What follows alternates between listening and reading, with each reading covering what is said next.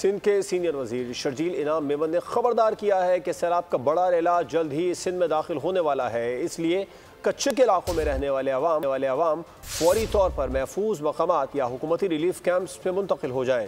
शर्जील मेमन ने अवाम से अपील करते हुए कहा है कि बहुत कम वक्त रह गया है, पानी पहुँचने से पहले अवाम महफूज मकामात पर मुंतकिल हो जाएँ।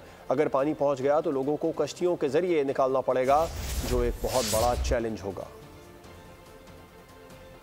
सैलाब का वही तबाह करे मचाने वाला जो रेला है वो अब सूबा सिंध में मेहरबानी आप फौरी तौर पर जो है वो मूव हो जाएं। इंतज़ामिया मुतहरिक है, अगर आपको किसी भी किस्म की मदद की ज़रूरत है तो इंतज़ामिया ऑन ग्राउंड मौजूद हैं, हुकूमत के अपने रिलीफ कैंप्स भी मौजूद हैं। महफूज मकामात पर मूव होने के बाद आपको तकलीफ़ नहीं होगी, लेकिन अगर एक दफ़ा पानी आ गया तो फिर जो है वो बहुत बड़ा चैलेंज हो जाएगा और फिर आपको कश्तियों में और फिर आपको और किसी तरीके से निकालना पड़ेगा, जिसकी वजह से जो मसला ये होता है कि फिर उसमें हादसा भी होते हैं।